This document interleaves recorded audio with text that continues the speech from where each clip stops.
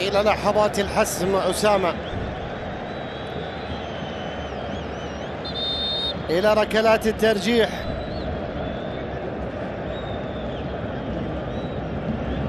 ترجي أم وداد؟ من أول الواصلين للنسخة الأولى لركلات لنهائي دوري كرة القدم الأفريقي؟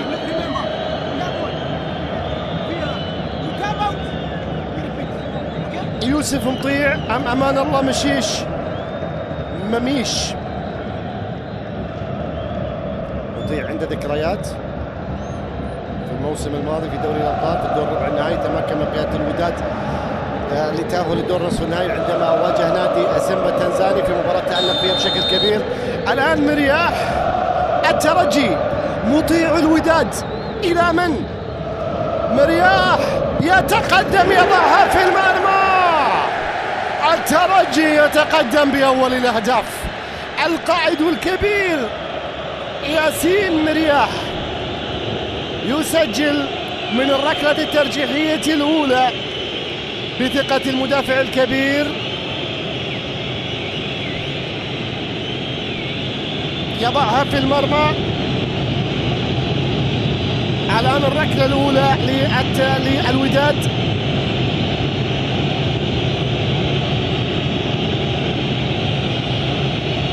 أيضا القائد يتقدم يحيى جبران بضغط جماهير الترجي، وأمان الله مميش الحارس الشاب. مميش أم الخبير جبران يحيى يضعها في المرمى وضعها وسجل هدف التقدم لمصلحة فريق، أو هدف التعادل الآن من ركلات الترجيح لمصلحة الوداد.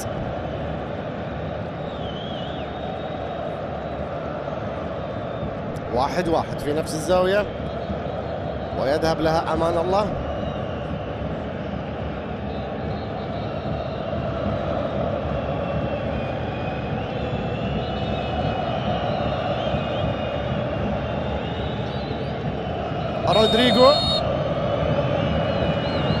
رودريغو صاحب هدف الترجي في هذه المباراة. رودريغو يتقدم في المرمى. لا، مطيع يتصدى لركلة الترجيح. مطيع بذكريات سيمبا في الموسم الماضي. يوسف مطيع يتصدى. مطيع يطيح بركلة الجزاء للترجي في اللقطة الماضية لتكون الفرصة سانحة الآن للوداد للتقدم. مهدرة يا ترجي.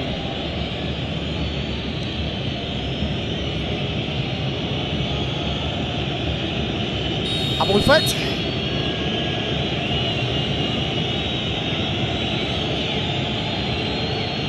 يتقدم في المرمى.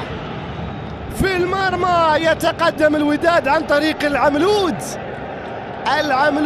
يسجل. إذا الأفضلية للوداد الآن 2-1.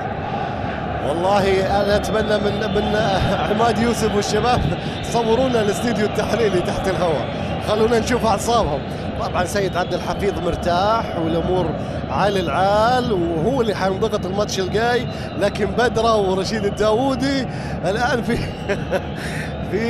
التقدم الآن للداودي. 2-1 للترجي الآن. أعتقد ديربالي البديل، ديربالي بيلعبها في المرمى مشت وتهادت إلى المرمى، وتصبح النتيجة الآن 2 للترجي من 3 ركلات. 2 للترجي من 3 ركلات، وما زالت الأفضلية للوداد في حالة استثماره للركلة القادمة، الركلة الترجيحية.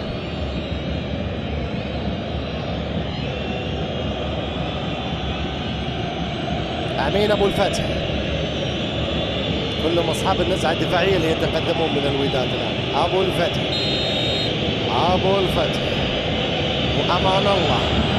أبو الفتح يضعها في المرمى. الترجي الوداد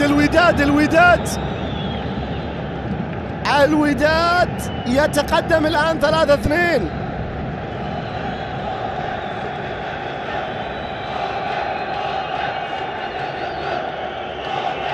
جماهير الوداد الآن يظهر صوتها بشكل كبير.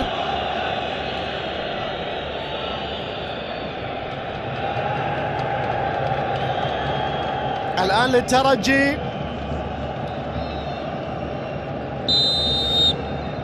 ركلة ترجيحية للترجي في المرمى ممتازة ممتازة. تصبح النتيجة الآن 3-3 مع تقدم الترجي بركلة. رائد بوشنيبة. الوداد إن سجل الآن فهو سيلعب لعدة احتمالات في الركلة الأخيرة، ولكن علينا أن ننتظر.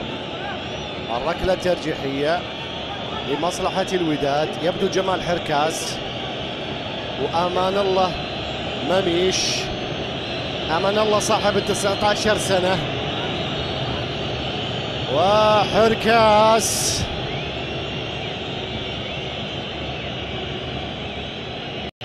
الركلة للوداد. الوداد في المرمى.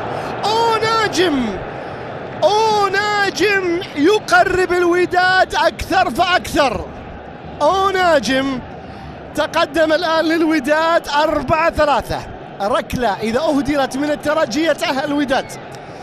إذا سجل الوداد وسجل الترجي تأهل الوداد. الترجي يجب أن يسجل والوداد يجب أن يهدر كي نذهب إلى تمديد ركلات الترجيح.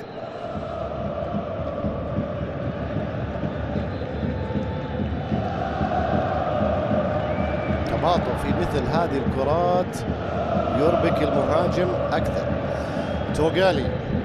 توغاي الجزائري. توغاي تباطأ أكثر من اللازم ومطيع في مرماه، ولقطة حاسمة تتلاعب بالأعصاب. هل يمددها الترجي؟ محمد أمين في المرمى يضعها. توغاي يضعها في المرمى. هذا من أهدر. والركلة الأخيرة قد تكون الركلة الأخيرة.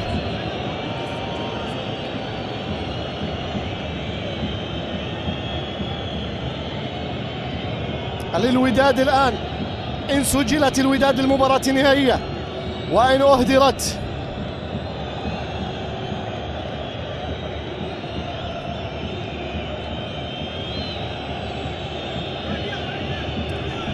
يبدو سامبو للوداد الأخيرة.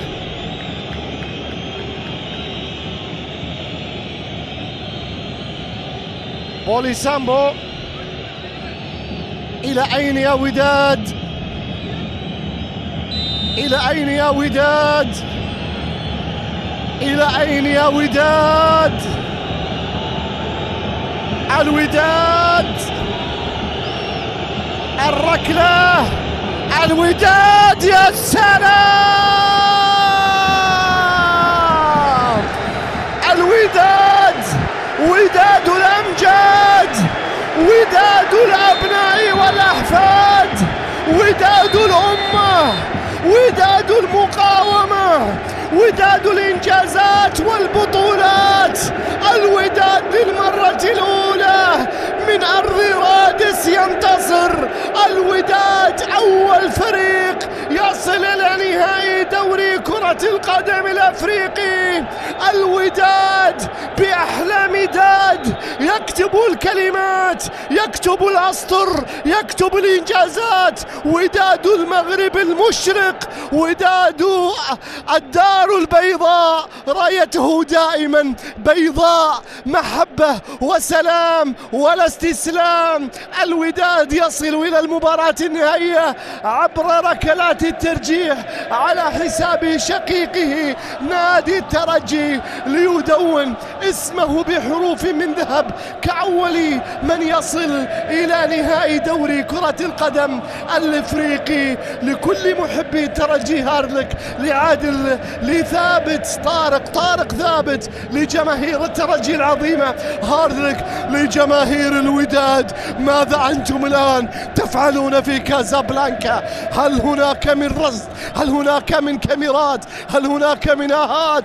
وداد الأمجاد، وداد الأبناء والأحفاد والآباء، الوداد فريق الود والمحبة إلى نهائي دوري كرة القدم الإفريقي. ألف مبروك لعشاقه ولمحبيه، وتتواصل الكرة المغربية بابتساماتها الدائمة. أيها الأحبة الكرام، أيها المتابعون في كل مكان، كان معكم عمرو عبد الله معلقا وواصفا راصدا لفرحة الوداد من رادس. للمرة الأولى يحدث هذا المشهد التاريخي للوداد على أرض تونس، وأن ينتصر وإن كانت بركلات الترجيح. مبروك لكل العشاق، مبروك لأمة الوداد أينما كانت، وهارد لك لمحبي المكشخة. تعوضون إن شاء الله في مناسبات قادمة. الزفة المغربية تبدأ من هنا، من تونس إلى الدار البيضاء. شكرا لكم على حسن المتابعة. الكلمة للزميل العزيز أسامة الأميري.